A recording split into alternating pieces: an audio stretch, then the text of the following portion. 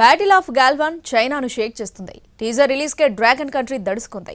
ఈ చిత్రం జాతీయవాద మెలోడ్రామా అని ఆ దేశ అధికారిక మీడియా గ్లోబల్ టైమ్స్ నోరు పారేసుకుంది. దీనికి స్ట్రాంగ్ కౌంటర్ ఇచ్చింది భారత్. బ్యాటిల్ ఆఫ్ గల్వాన్ పై నెత్తి నోరు బాదుకుంటోంది చైనా. టీజర్ విడుదల కాగానే కాలు కాలిన పిల్లిలా కేకలు వేస్తోంది. చైనా అధికారిక మీడియా గ్లోబల్ టైమ్స్ అవాకులు చెవాకులు పేరుతోంది. అసత్యాలతో చైనాపై బురద జల్లేందుకు సినిమా తీస్తున్నారని, చరిత్రను వక్రీకరిస్తున్నారు అంటూ గగ్గోలు పెడుతోంది. 2020 జూన్లో భారత్ చైనా సరిహద్దుల్లోని గల్వాన్ ప్రాంతంలో ఇరు దేశాల సైనికుల మధ్య భీకర ఘర్షణలు జరిగాయి. భారత జవాన్లపై చైనా సైన్యం మెరుపుదాడికి దిగడంతో మన దళాలు ప్రతిదాడి చేశాయి.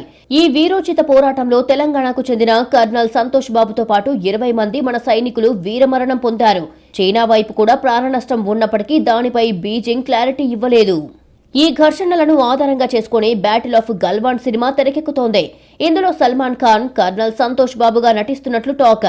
ఇటీవల సల్మాన్ పుట్టినరోజున టీజర్ ని విడుదల చేశారు.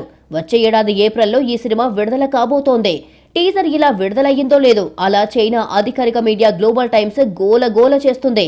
ఈ చిత్రంపై అక్కసు వెళ్లగక్కింది. చైనాపై వ్యతిరేకతను రెచ్చగొట్టేందుకు చరిత్రను వక్రీకరిస్తున్నారు అంటూ నోరు పారేసుకుంది. ఇది జాతీయవాద మెలోడ్రామా అని ఆరోపించింది. గల్వాన్లో ఘర్షణలకు భారత బలగాలే కారణమంటూ తమ దేశాన్ని సమర్థించుకునే ప్రయత్నం చేసింది డ్రాగన్ కంట్రీ మీడియా. చైనా మీడియాకు భారత్ స్ట్రాంగ్ కౌంటర్ ఇచ్చింది. సినిమాలను తెరకెక్కించే విషయంలో దర్శక నిర్మాతలకు కళాత్మక స్వేచ్ఛ ఉంటుందన్న విషయాన్ని గుర్తు చేసింది. భారత్లో భావ వ్యక్తీకరణ స్వేచ్ఛ ఉంది. తమ భావాలను కథల రూపంలో వ్యక్తపరచడం కూడా ఇందులో అంతర్భాగమే. కళాత్మక స్వేచ్ఛకు అనుగుణంగా సినిమాలను తెరకెక్కించే హక్కు దర్శక నిర్మాతలకు ఉంటుందని గట్టిగా బదులిచ్చింది. ఈ సినిమా విషయంలో ఎవరికైనా సందేహాలు గాని, ఆందోళన కాని ఉంటే స్పష్టత కోసం భారత రక్షణ మంత్రిత్వ శాఖను సంప్రదించొచ్చని స్పష్టం చేసింది. ఈ చిత్రం విషయంలో కేంద్రం జోక్యం ఏమీ లేదని ప్రభుత్వ వర్గాలు తేల్చి చెప్పాయి. టీజర్ కే డ్రాగన్ కంట్రీ మీడియా దడుచుకుంటే సినిమా విడుదలైతే దాని పరిస్థితి ఏంటో, ఇంకెలా రియాక్ట్ అవుతుందో